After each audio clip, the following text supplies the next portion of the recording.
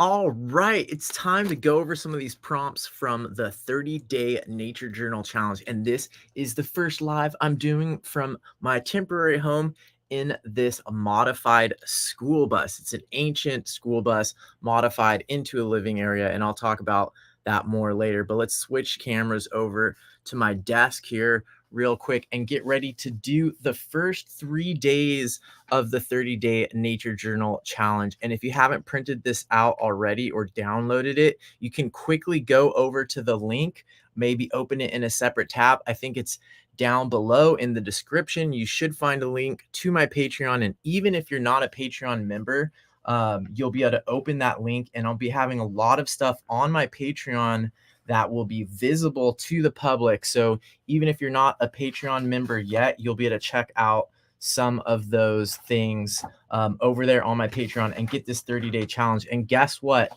I might not be the only one, but I have not actually started the challenge yet. So that means there's 3 prompts that I'm going to do right now. So you can join in with me here.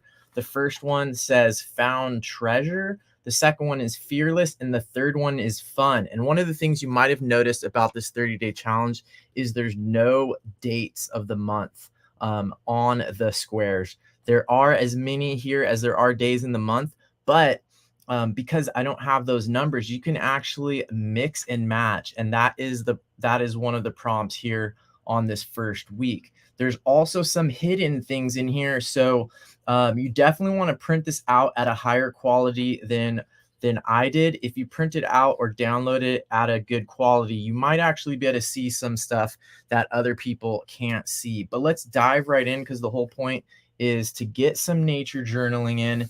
And this first one here is called found treasure. You can interpret that how you want, but I think what I'm actually going to do is I'm going to look in my plant press, find something in that plant press, and nature journal that. I haven't looked in my plant press in a long time, so it will be like finding treasure inside of here, and you never know what you could get.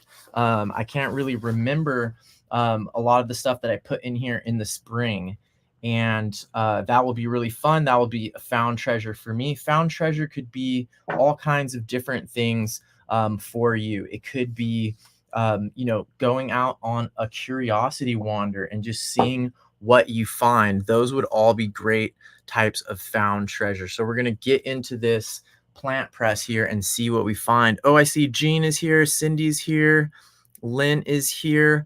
Welcome. There's also some other people. You can look in the description below if you want to print out your own 30-day challenge or download it. Let me see what mic I'm using here real quick. Okay, that should be fine. All right, James is here too. The microbe hunter. Ooh, wow, that sounds like a cool YouTube. All right, so let's see what we can find in here, and then I will nature journal it. Some of these are probably empty pages here at the top. I didn't take my plant press to Galapagos. I'm really glad I didn't. This would have had mold all over it. And also, there's lots of restrictions on picking and harvesting things there, and obviously on taking plant matter out of the islands. Okay, let's see. Extra cardboard. This is my divider. Let's see what we're gonna find in nature journal in here. Look at that. I think we're just gonna go with that, and maybe I'll do something where I don't know if I have any of my glues ready. But let's nature journal this right here, and we could even pretend like we're looking at it in nature, in a garden or something like that. And so this will be my found treasure for the first prompt. And what I'm going to do is I'm going to try to keep this really simple and fast, like 10 minutes each prompt, and that will inspire you that if you're doing a 30-day nature journaling challenge, you don't need to, especially at the beginning, you should start off doing something really, really short. So maybe what I will actually do is I'm going to write on here a title, found treasure, and then I'm actually going to glue this in sort of a scrapbook style way or junk journal type way. And that will be the simplicity of my prompt right there. So let me get some scissors. I got my art supplies right here, my extra art supplies. Now that I'm not living out of a backpack, I'm living out of a car, so I can carry a little bit more stuff, but it's nice to keep it minimal with the art kit and know what your actual essentials are. So even if you don't think of yourself as a minimalist, sometimes practicing minimalism or setting extreme limits on your supplies can really teach you what's essential and what's not. And I think that's one of the things that has been really helpful for me in the last year and a half or 2 years that I've basically not had a home address.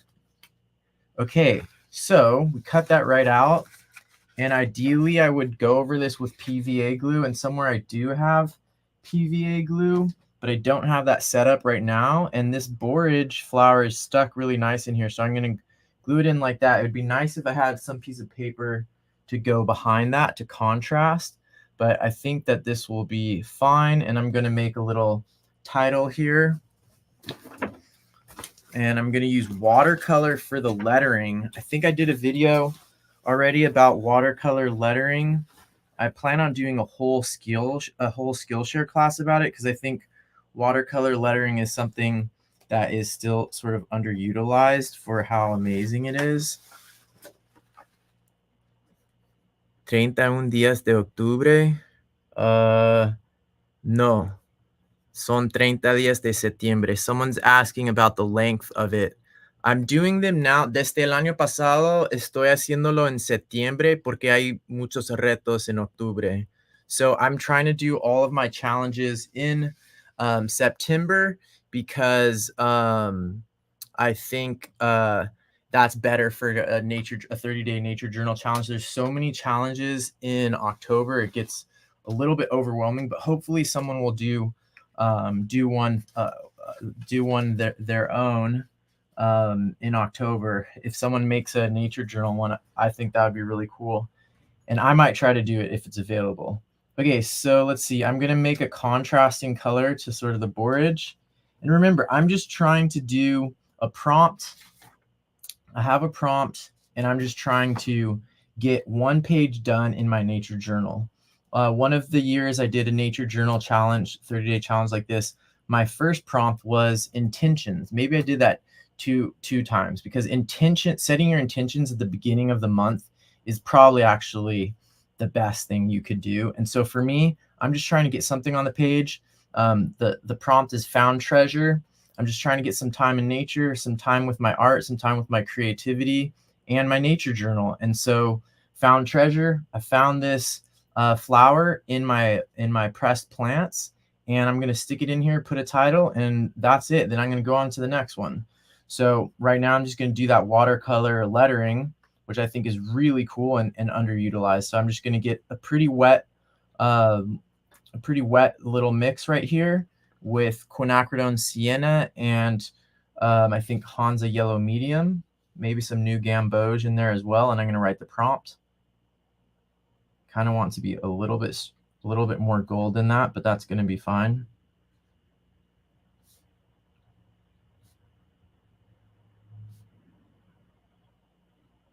So I didn't plan out how much space I would need, which is a big mistake. Rookie mistake.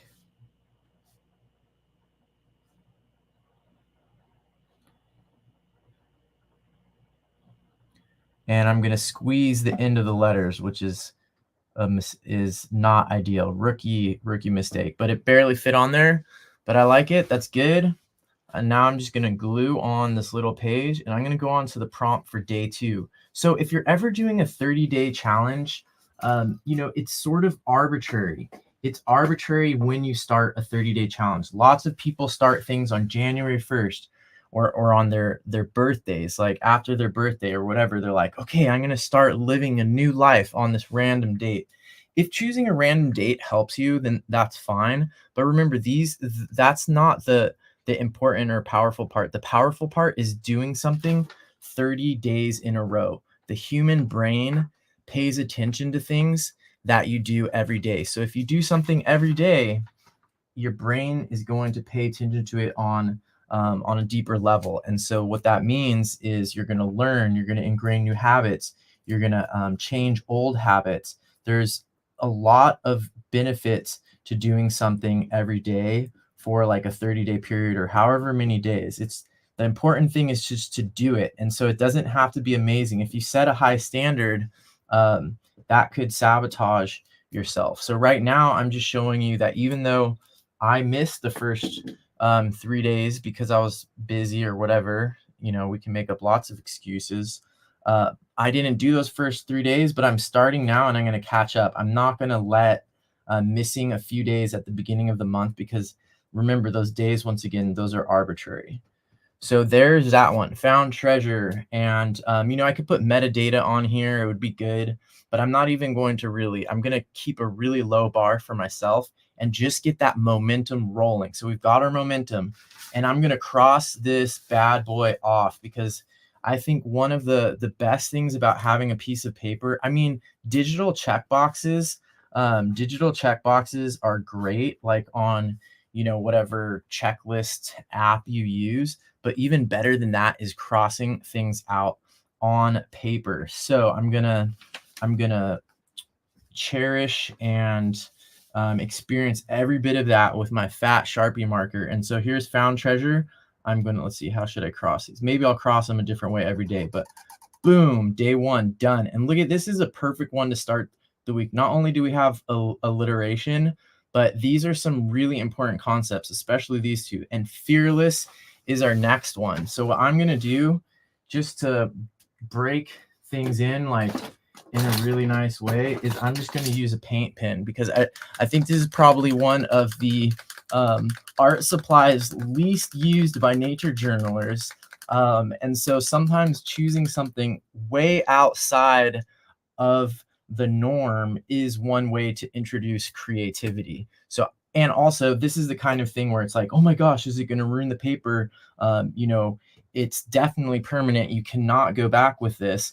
And I think for today's prompt, or yesterday's prompt of fearless, that using other types of techniques, and I have something else here that you're not going to believe, but I guess some of you already know about it. So anyways, I'm just going to write fearless in here, and I'm just going to start, or maybe I'll write it. What if I wrote it vertically over here? That would be really cool. I wonder what font would look good. Maybe it doesn't even matter. So I think sometimes giving yourself permission to try other things and do things very differently from what you would normally think of, that's a way to show fearlessness in your nature journal.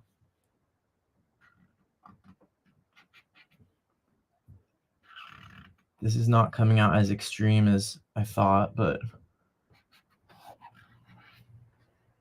fearless. Okay, great. So now we're doing some fearless nature journaling. What could that look like?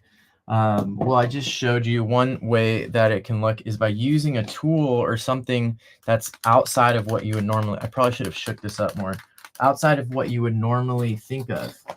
I'm going to actually outline this now with a turquoise paint pen. These are these Posca paint pens. They're pretty cool.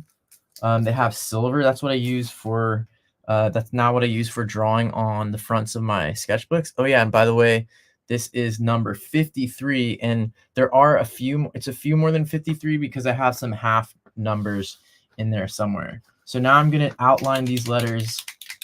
I'm spending so much time on lettering this time.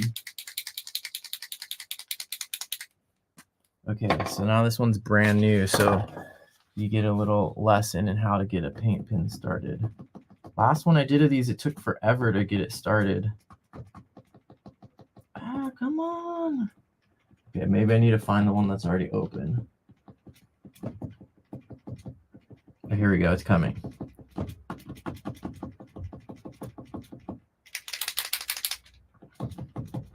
These can be messy. They're super opaque, so you can go over anything. And this is what I would recommend if you're, drawing on the front. It will rub off sometimes, but you can use these to draw on the front of your journals or write on your journals or decorate the cover. I actually used this color to do some water in Galapagos and used it in my waterproof sketchbook. Some of you might have seen that part. And I cut some of those pages out and glued them into this one. So that's sort of another fearless technique. One of the nature journalers that I really got inspired about this idea of fearlessness was from Amaya. And Amaya, I interviewed her. She's a teenager. I think she's probably she's at least 16 now, but I interviewed her about her nature journaling, and she tried a lot of stuff and did a lot of stuff in her nature journal. She glued things in, and at that time, I thought that was fearless because I never glued things into my nature journal, and I wasn't doing a lot of things, and I was holding back, and I didn't really know why I was holding back. Okay, so one thing I'm gonna try also is, actually that's gonna be hard to do with my camera. So anyways, I think getting the lettering in, and now let's just, I'm going to nature journal this apple right here and cut it open and just kind of play with it and get a little bit more on this fearless prompt before going on to the next prompt, which is fun. Actually, this one should be the fun one. Maybe I'll do one more. I know what I'll do. I'll do some sketching of the outside of the apple with a tool, a drawing tool that I'm not good at, such as this. I'm still getting used to my new studio. Oh, Sandra's here. So one of the things that I hope that the Nature Journal show can help you with is, especially when I do live shows, is just sort of improvising and not worrying too much, and sort of some of these psychological tips that can help you remember that nature journaling is supposed to be fun. Nature journaling is a learning tool, and drawing is better if you actually do it and do more of it than if you worry about it. So a lot of times we need to recognize that we have these sort of fears inside that we might not even be aware of that are preventing us from doing the things or trying the things that would help us learn more. I wonder if I could do a blind contour drawing with this brush pen. So I'm going to write some questions. I wonder why it's shiny.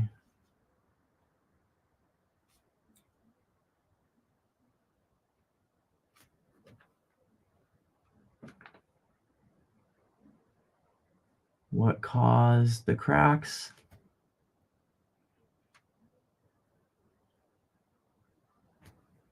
So I'm going to zoom in now and sort of make more of a diagram of the cracks.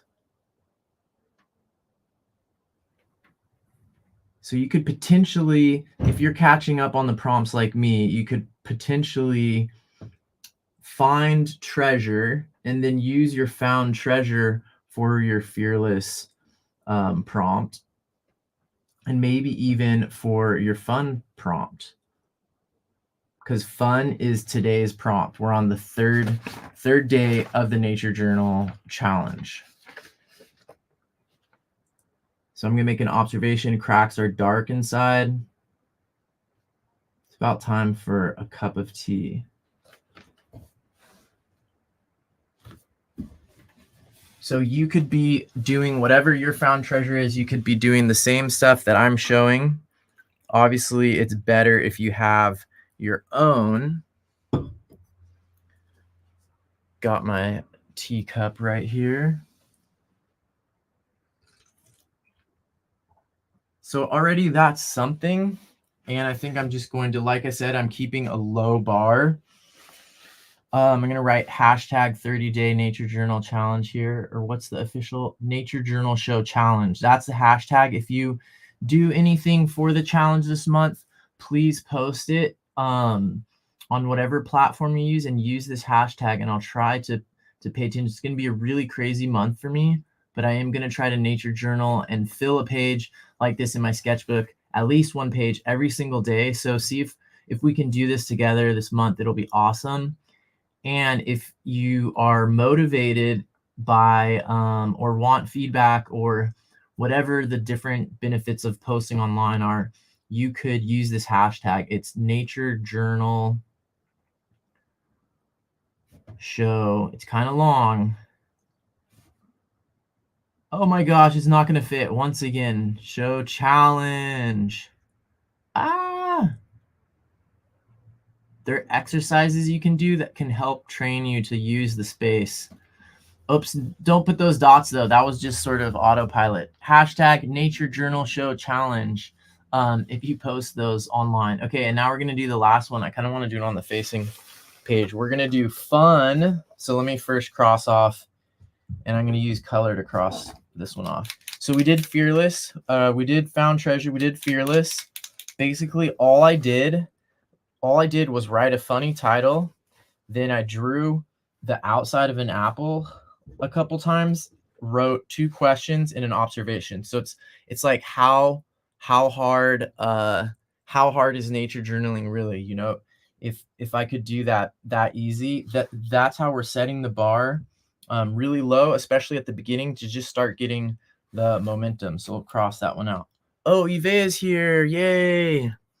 I haven't been able to pay too much attention to all of the amazing conversation going on in the comments. Be sure you check out the live chat, and it's always a lot going on there, and sometimes some amazing contributions. It's a really great community. So we got 2 done, and now I'm going to do fun. So for fun, I'm actually, let's see, how do I want to do this? I think I actually might do something really crazy and nature journal outside of my nature journal on this big piece of paper, and then afterwards cut that out and put it in my regular journal. So let me put my regular journal aside here, and I'm going to also dissect this apple right here, because that's something that I would probably be into as a kid. So sometimes if you're trying to figure out how to bring the fun back into nature journaling, you could ask yourself, what would I do if I were, 8 years old or 9 years old? What would I do? How would I approach this? And I think that's a really great question to ask sometimes. Woo! Yeah, check out this apple is awesome. Okay, so this is actually a really cool type of apple.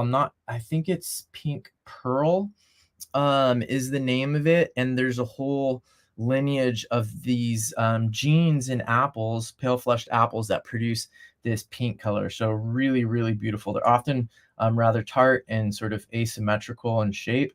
But I'm just gonna have fun and nature journal this with a brush pen, which is kind of a weird drawing tool that I don't normally use.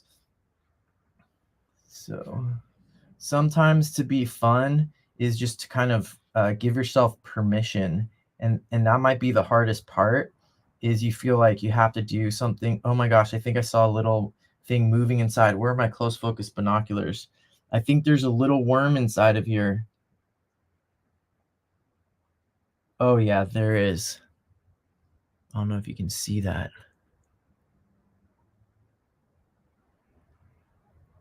Okay, so now would be a great time to follow what's fun for you. So like if I were 9 years old, I would be super interested in that worm right there. Wait, can you see where it crawled in? Or what's this? There's like this weird tissue right here. Okay, so this is super cool, and this would be a really good time to zoom in. Where's my T? And I'm gonna do that. This is a weird drawing tool. This is not my preferred drawing tool for something like this, but I'm gonna create an arrow. Okay, I know what I'm gonna do. I'm gonna make a comic too, because comics are always fun. In case the arrow doesn't point people's attention there enough, here's a person pointing with their eyeballs popping out.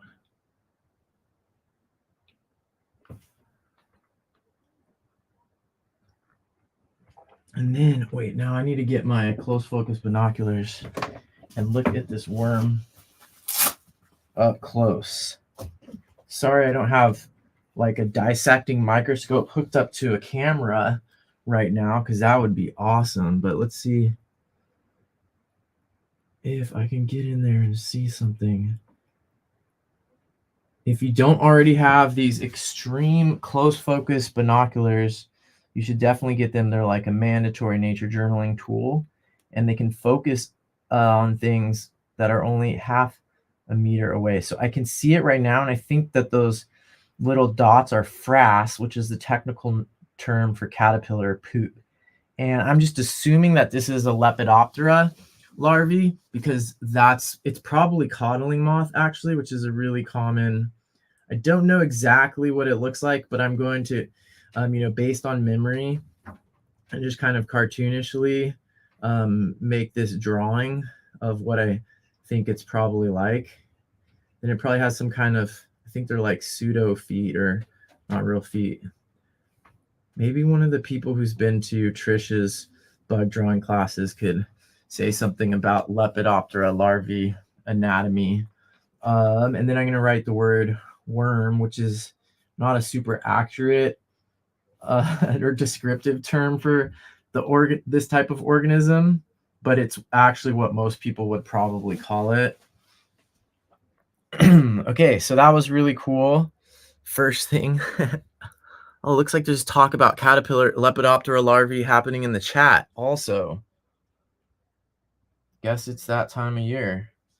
Okay, so now I can make some observations, other observations. Oh, I know. I'm going to write, what is a worm? Questioning assumed knowledge is a really good category of questions. I also ask them obvious questions, or I call them obvious questions. Okay, so this whole zone is, since I can't, I'm not using color right now, I'm just going to write pink.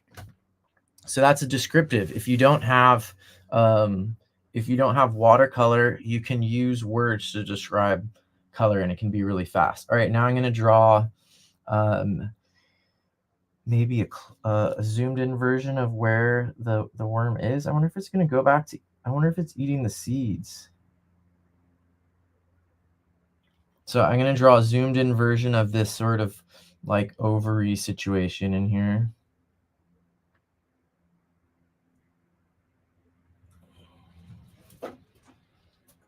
And there's like a seed thing there, and it kind of looks like it came out of this seed and left frass. And then it's like going over into here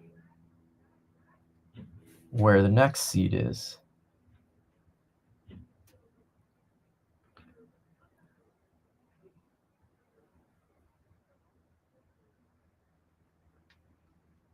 And this closes and goes up.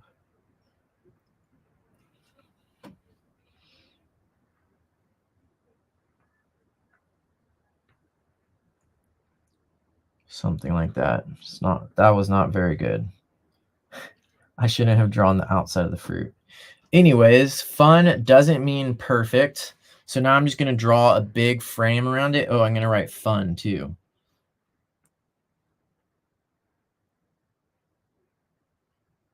So I'm not normally very loose with like art and nature journaling. I used to be so perfectionist and so, I want to say stuck up, but that's not really the right word, but it sounds right in this moment for some reason. But I was so paralyzed by, I don't know where it came from or what it was, but regardless, doing this type of stuff and just kind of going very loosely and going quickly and just trying to fill pages, that doesn't come naturally.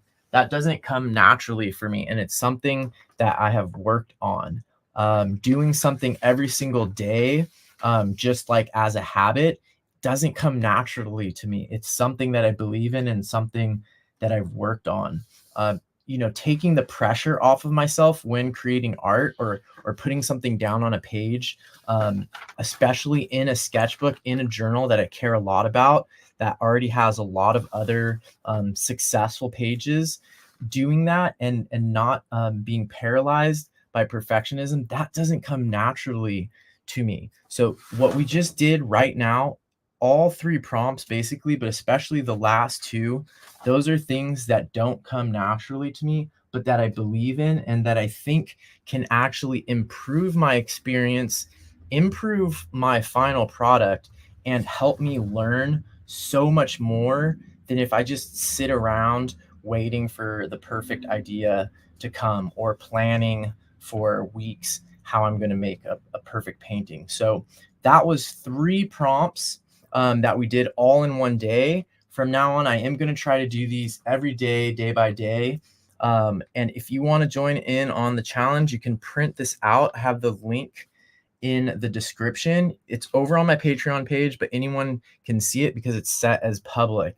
And the main idea, like I said, is we're going to try to fill pages every day, have fun and learn. And there's some secret stuff hidden in this. This isn't your average 30-day challenge. All right, everybody. Thanks to everybody that joined in. In 30 minutes, we did 3 prompts, and we did some nature journaling. We filled some stuff in without even leaving my little studio here. So if I can do it, you can do it too. Get the challenge and use the hashtag Nature Journal Show Challenge, and I'll try to comment on it, especially if it's on Instagram. Will probably be the easiest for me to see.